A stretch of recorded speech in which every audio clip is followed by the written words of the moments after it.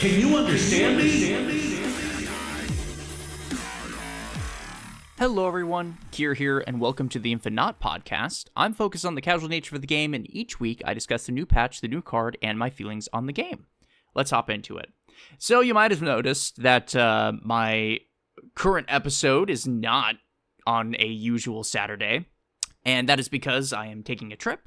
And so I have waited until we got more information about the OTA, and I'm happy to say, well, kind of happy to say that it was leaked, right? So I have access to it, and Second Dinner has confirmed that the leaks are true. So we get a little sneak peek, and you should be seeing this on the day that it comes out. We're also going to talk about the 3 new cards that have come out, and I'll sort of share my opinion on those, and that'll be it. So a lot to discuss, but we're going to breeze through it, and let's go ahead and start with Symbiote Spiderman. So the new Spidey season dropped, and Symbiote Spiderman is the Battle Pass card. He is a 4/6 that says, activate, merge your lowest cost card here with this. Copy its text, like it just revealed. So activate, of course, is a new mechanic, and the way that it works is you play the card. The next turn, after you play that card, you can hold or tap on the card, and it activates the effect. And it's important to note that when you're sequencing the card, you can choose when the activate happens. So, for example, you could activate it, then play a card, and so it would activate before that card flips over, or you can play a card, then activate it so that the card you played flips over, and then the activate ability happens, which is very cool. This ability also can only happen one time per game, and obviously, if you play an activate card on turn 6, you're not going to be able to activate it because you can't activate the card on the turn that you play it. So, what do I think of Symbiote Spider-Man? I think that he's incredible. And right now you're seeing a lot of like meme decks that are using like the old, not activate, but on reveal packages like Black Panther, Wong, White Tiger, Odin, that sort of list. And while it's good, you have to ask yourself, is it better than it was previously? I'm not sold on it necessarily. I will say, though, I do think that this card is going to be found in a lot of lists. The benefit of Symbiote Spider-Man is that it's like an Iron Lad that you don't need to guess on. And of course, with Howard, right, there's still a spot for Iron Lad. I think that that's still a good card. But Symbiote Spider-Man, in effect, does what Iron Lad does for on-reveal effects. So, what's a good example? Okay, like if you have a Spider-Woman, and she's alone in a lane, you can play her, she'll activate her effect, you can merge her with Symbiote Spider-Man, and then she does her effect again, she's monstrous, she debuffs another lane by a ton. That's valuable. And what's even cooler about Symbiote Spider-Man is since it's a merge, it's essentially a bigger Hulkbuster. I've been playing it in a Dokken list, and boy, does that feel strong. Because I replaced Absorbing Man, and the reason why is because since Symbiote merges with Dokken, when you discard that blade, he doubles his power. And dude, like it is so strong. He gets way above 20 power because he has 4. Then you add Symbiote Spider-Man, now that's 10, and you're doubling it twice because he reactivates the Muramasa shard. So you have 2 shards, you do it, dude. Massive card. And it requires less sequencing than Absorbing Man did previously. I still have Grandmaster in that deck because I feel like that's pretty good. But yeah, I'm loving Symbiote Spider-Man. Very cool card. And I think that he's going to be a mainstay in a lot of decks, and we haven't hit the broken combo yet. There's going to be a card that somebody figures out is just monstrously good with Symbiote Spider-Man. That being said, we can move on to our next card, which released in the same week, and that's Silver Sable. Silver Sable is a 1/1 that says, on reveal, steal 2 power from the top card of your opponent's deck. I didn't get Silver Sable, and that's because I'm not a bounce player, but I mean, in bounce, Silver Sable is a monster. it's stealing power, right? So she gets 2, and the top card of your opponent's deck has -2. It is so strong. She can easily get up to like 7, 9 power, and then you're also affecting your opponent's cards by a huge degree. It is super strong. I feel like Silver Sable is a staple in bounce now. I don't think you're going to see a bounce deck without her. And for good reason.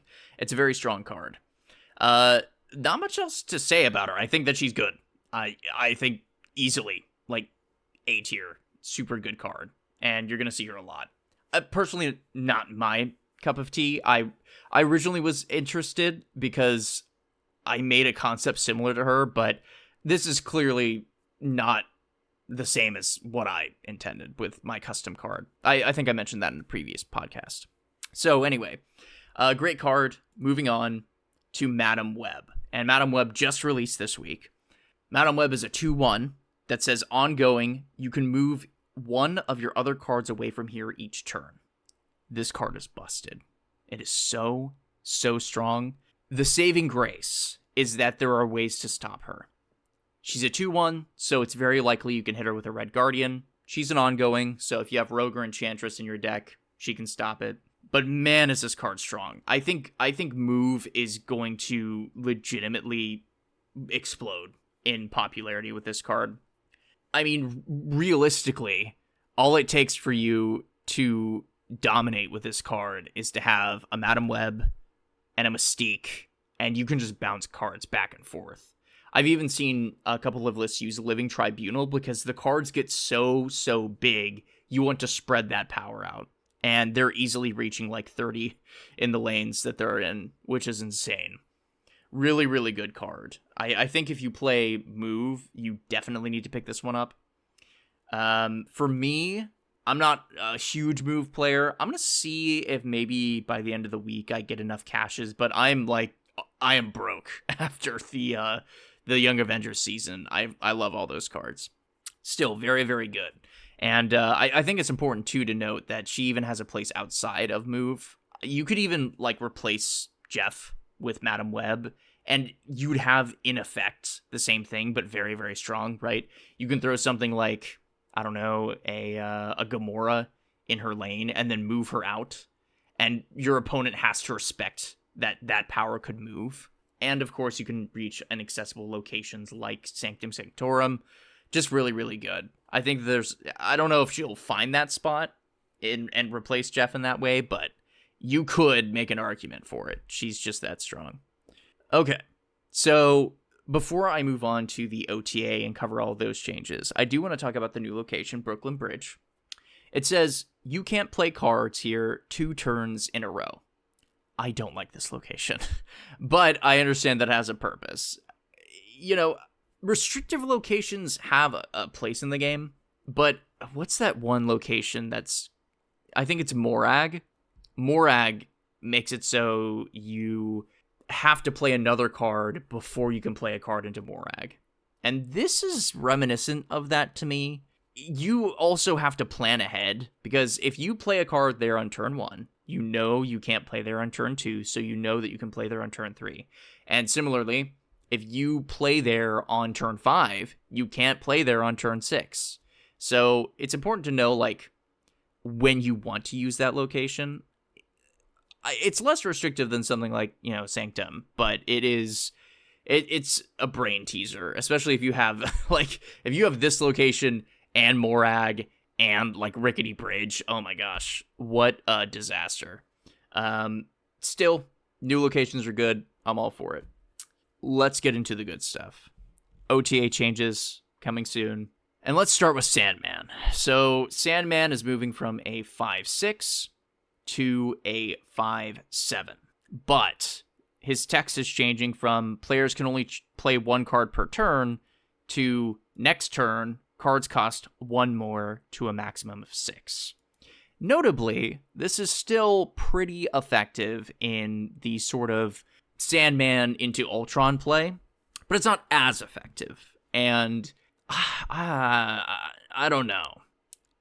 I think this is going to make people less angry about the card, and now there's an argument that you can play this with Mobius and have a cool synergy there. But I don't know. It's probably good for the game, but I really didn't have a problem with Sandman. I feel like the decks that played Sandman had a purpose in the meta to sort of stop those crazy bounce lists. And note, a lot of those lists are still going to be extremely powerful on turn 6, even with the cards that cost 1 more. So keep your eye on Sandman. I think that he's still playable, but he's going to be a lot less playable in totality. Mockingbird is moving from a 6/10 to a 6/9, and honestly, that's fine by me.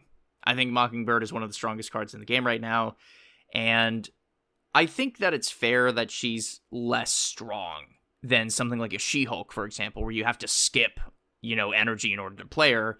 Mockingbird just sort of goes along with your game plan anyway and is very powerful. So, yeah. And I have a feeling that some people are going to say, well, now she can't be Shang-Chi, but, she was usually played on the last turn, typically speaking. And it's very, very hard to Shang-Chi her in a regular game, so I think this is fair. On the other hand, Arrow is moving from a 5/9 to a 5/10. And I'm fine with this. Arrow used to be a meta tyrant. I really despised Arrow. She really removed a lot of the agency you had in the game. I think this is fair. 5/10 is really good stats, and she, in a similar way to Magneto, kind of needs those stats to contest with the card that she moves. Of course, she has a little bit more agency, but she doesn't pull as many cards. So, give and take. I do like this new design, though. I think that there's a chance that people try playing Arrow a bit more. I might try to play her in like a good cards deck, since I know that that's some of the things that I enjoy. But we'll see how that goes. Moving on, we have Black Cat, who was moved from a 4/9 to a 4/10. And this feels fair, right? Black Cat is really only played in Hela. But in other lists, having a 4/10 that you can bring back with Ghost Rider, which, by the way, is coming up, is nice. I think that's completely fair. And, 4/10 is considered like the premium stat line for 4-drops. And if you tried playing if you tried playing Black Cat in a regular deck and tried to play her on turn 4, you should be getting premium stats for that. It's hard. If she goes into your hand any other time, she disappears. So I think this is fair. Black Knight is obviously going to love this. Getting a 4/10 Ebony Blade, very cool. And Ghost Rider is getting a point of power. Woohoo! I do love my Ghost Rider decks, and I don't know, man. This might bring me back in. I think Ghost Rider is a really cool card, and having a point of power on top of the point of power on Black Cat could matter. That's 2 extra points in a lane if you use them together. So pretty cool. I'm all for it. Moon Girl also got a point of power. They're hitting all my favorite cards today. I love Moon Girl decks. One of my favorites that I played was a list that had She-Hulk, Hydra Bob, Titania, and Mockingbird, and you'd sort of just like blurt out a bunch of power last turn. Super fun. I was having trouble with it a couple of weeks ago just because of the prolific nature of Arishem, but I think I have a chance now. 4/5 isn't going to break anything, but stats are stats. I'm all for it. War Machine got a huge change. He's going from a 4/7 on reveal until the end of your next turn, nothing can stop you from playing cards anywhere, to ongoing, nothing can stop you from playing cards anywhere. This is crazy. This means that guaranteed, if you play this guy on 4, you can play InfiNOT on 6. That is crazy. And if you have something like Ebony Maw and Crossbones in your hand on turn 5, that's 17 power. Then you throw down the InfiNOT, which is 20 power. This is exciting. I'm definitely going to be playing with War Machine. This unlocks a lot of potential, especially when you play him with cards like Storm, which really limits your opponent and gives you all the advantage. Now, it's important to note, this is going to make him better, but I don't know if it's going to make him a staple. I think I heard a lot of people in the community saying that this would be broken, and I'm not convinced. You have to play War Machine down. You have to have the, InfiNOT Ebony Maw thing in your hand. And if you don't draw War Machine, those cards are pretty rough on their own. So I think this is good. I think this is going to make him more playable. And last, but not certainly not least, and I don't know how I feel about this, Agatha was changed from Agatha starts in your hand and plays your cards for you, to Agatha starts in your hand, she plays your cards for you on even turns. This feels clunky to me. I'm not a huge fan of that, but I understand where they're coming from, because bot farming with Agatha has been a tried and true strategy to boost your collection level, and we're seeing on a lot of these, deck tracking sites that Agatha decks just have this weird anomaly. There's something weird about the Agatha decks, like, matching into each other that is causing some problems. So now that you can't necessarily AFK on Agatha, you have to take agency on your turns. I think this is better for the game. It's just, it feels clunkier to me. That being said, those are the changes. I am really excited about this patch as a whole. I think it's a slam dunk. Changing some cards that are some problems, buffing some cards that haven't seen some play. This is great. More of this, please. And I know that was a whirlwind of information, and you're probably extremely rattled, just like me. But I am happy to say that I'm having fun right now. Marvel Snap, the meta is pretty open, and I hope that you're having fun too. If you enjoy this podcast, you can go ahead and follow, leave it a like on YouTube, etc., etc., etc. And if there's one thing that you can remember, it's that I'm InfiNOT. Thanks for listening.